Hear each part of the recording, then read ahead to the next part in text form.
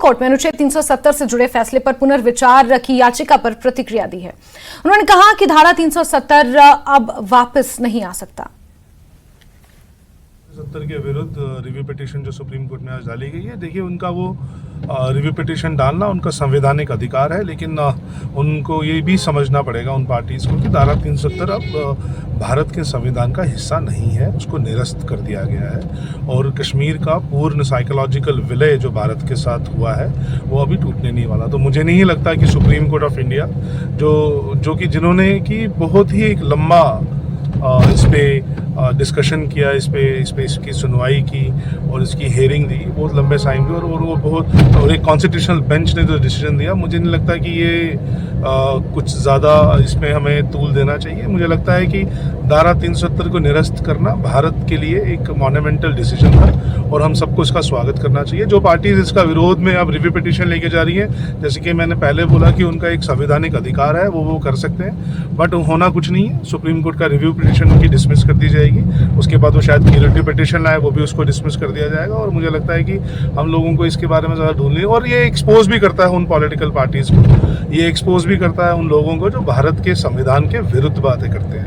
धारा 370 को संवैधानिक रूप से सुप्रीम कोर्ट ने इस पर मोहर लगाई कि निरस्त किया गया। अब कोई पार्टी उसके विरुद्ध अगर जा रही है तो हमें ये समझना पड़ेगा कि वो ऐसा क्यों कर रही है। वो अपने वोट बैंक के लिए ऐसा कर रही है। इलेक्शंस की प्रोसेस है अभी जम्मू कश्मीर, अभी कश्मीर में इलेक्शंस हैं, अभी बचे हुए हैं अभी कॉन्स्टिट्यूंसीज में, तो उसके लिए भी हो रहा है। तो हमें इसको इग्नोर करना चाहिए, इनको धूल नहीं देना चाहिए और मुझे लगता है कि सुप्रीम कोर्ट ऑफ इंडिया को इसको सरे से खारिज कर देना चाहिए। मुजफ्फर शाह और उनकी गैंग ने जो रिव्यू पिटीशन लगाई थी, आज उसकी सुनवाई सर्वोच्च न्यायालय में है और मुजफ्फर शाह और उनकी गैंग को पूरा मौलिक अधिकार है कि वो सुप्रीम कोर्ट के किसी भी जजमेंट पे जाकर एक रिव्यू पिटीशन फाइल कर सकते हैं। मगर वो ये बात याद रखे कि 370 का खारिज होना, उसका एंडोर्समेंट न सिर्फ भारत की जनता ने किया है, इस देश की पार्लियामेंट ने किया है और इस देश की सर्वोच्च न्यायालय ने किया है। और मुजफ्फर शाह साहब को और उनके दोस्तों को एक बात बताना चाहता हूं मैं कि कयामत शायद आ सकती है, मगर 370 वापस नहीं आने वाला। बीजेपी उम्मीदवार ताशी ग्यालसन लद्दाख संसदीय सीट से अपना नामांकन पत्र आज दाखिल करेंगे और इस मौके पर उनके साथ बीजेपी जम्मू कश्मीर के महासचिव अशोक कौल और अन्य वरिष्ठ नेता मौजूद रहेंगे। तो इस बार भाजपा ने ताशी ग्यालसन को लद्दाख से अपना उम्मीदवार चुना है और अपना नामांकन दाखिल करने के लिए आज वो एक रैली की शक्ल में यहां पहुंचे हैं। भाजपा के वरिष्ठ नेता अशोक कौल के साथ साथ अन्य नेता भी यहां पर मौजूद हैं। जम्मू कश्मीर के महासचिव अशोक कौल, पार्टी ने यंग एनर्जेटिक चेहरे को मौका दिया है और वर्तमान में वो सीईसी भी है और अपने सीईसी के टेन्योर में एक अच्छा इंप्रेशन, लोगों का दिल जीतने में कामयाब हुए हैं।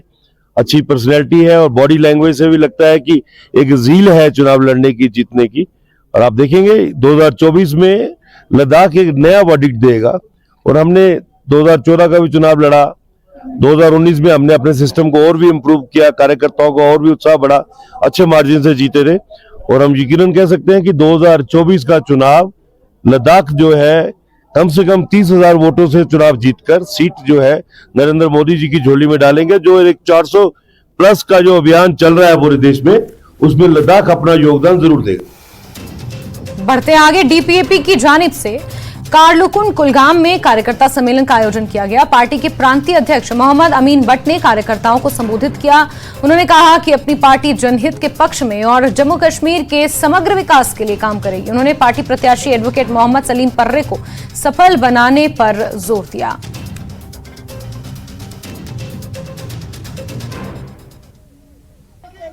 नेशनल कॉन्फ्रेंस ने बोला कश्मीरी लोगों को हम वो करेंगे, ये करेंगे, रावलपिंडी रोड को खोलेंगे।